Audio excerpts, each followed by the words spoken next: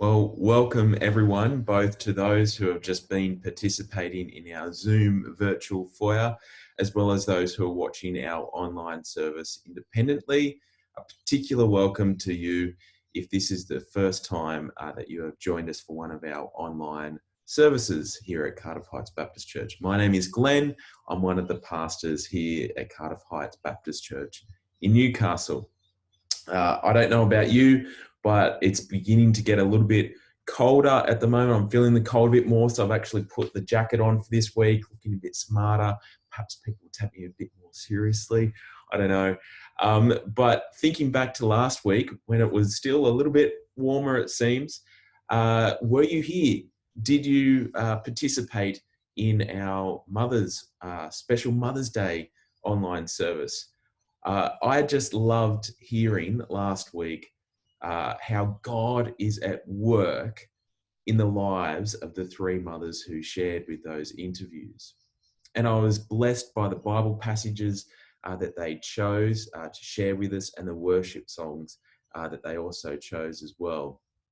If you didn't see it, you can still find it. It is still available. It is here on our YouTube page. It's just under a different playlist from last week. So I encourage you to go and find that and enjoy that later. Be blessed by it.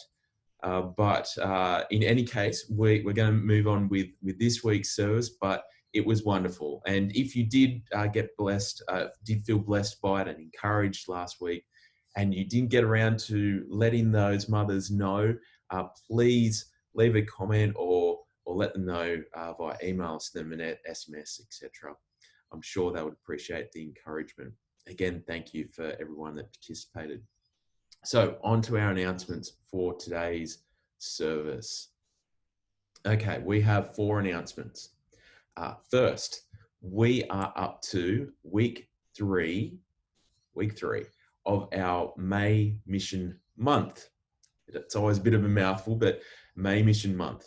And this week, we will be interviewing another missionary couple we support as a church. That is the Nelsons, who have been working in PNG. Now, Pastor Warren will be bringing us that interview a little later, and they will also be interviewed live during our evening gathering that occurs on Sunday evenings. Now, that kind of leads me straight into the second announcement. You may have noticed I just altered how I described that then.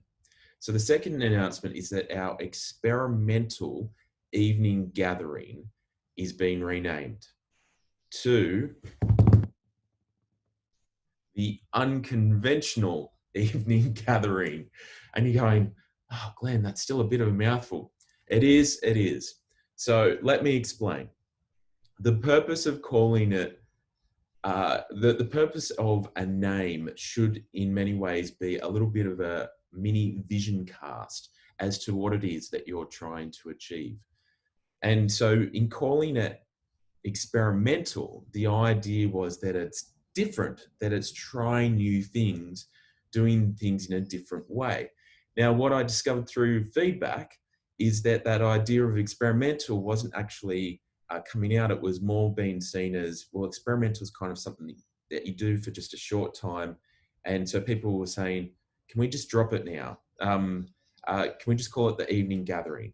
And that would be an option. But at least for now, what we're going to do is change it to being called the unconventional evening gathering, because that way, that word actually captures the same idea that we were attempting to capture before with the experimental evening gathering.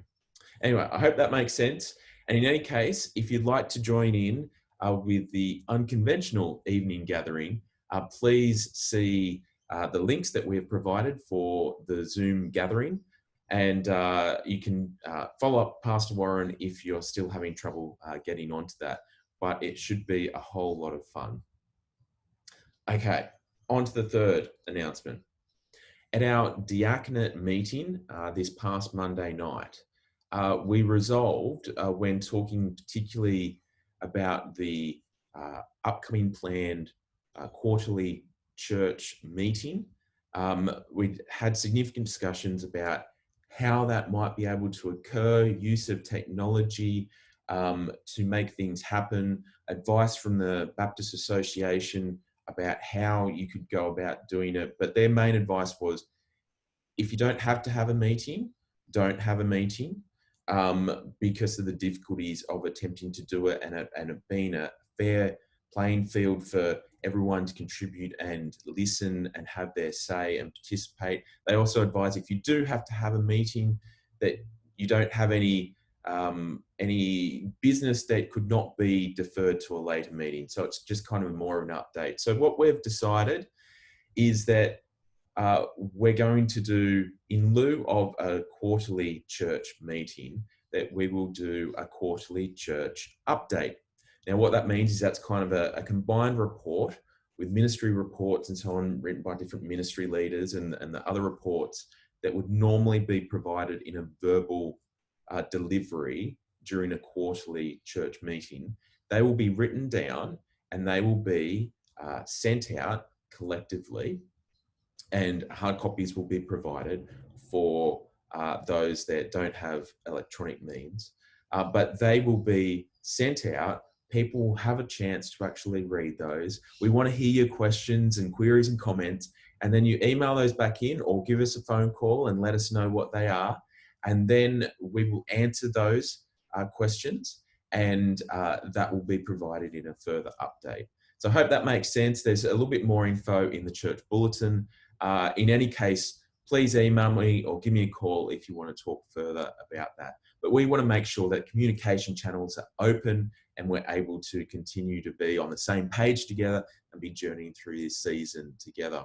Okay, fourth, just a quick reminder, of course, as I do each week, it's a reminder that this is a social media platform.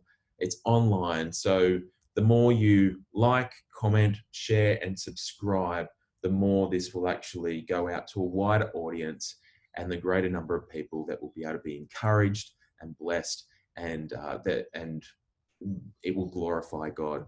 That is our prayer. And so that's what I encourage you to do. Just remember to do those things.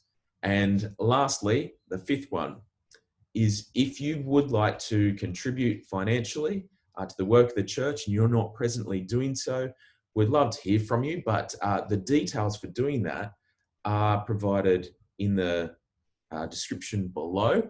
So you can give electronically to the church, the work that we're doing here. And you can also find those same details in our church bulletin. Okay, on to the service. This week, we are being blessed by the worship song choices by the Adamstown Heights Cowling family. And they have chosen 3 worship songs for us. The first worship song today is an old favorite of mine, one that I've enjoyed for a number of years now. So well done on that choice, guys. So it is 10,000 Reasons by Matt Redman. It might be one of your favorites too. This will be followed by an oldie in The Servant Song. Now, other people might be going, that's actually my favorite. So I'm glad we can choose that song too.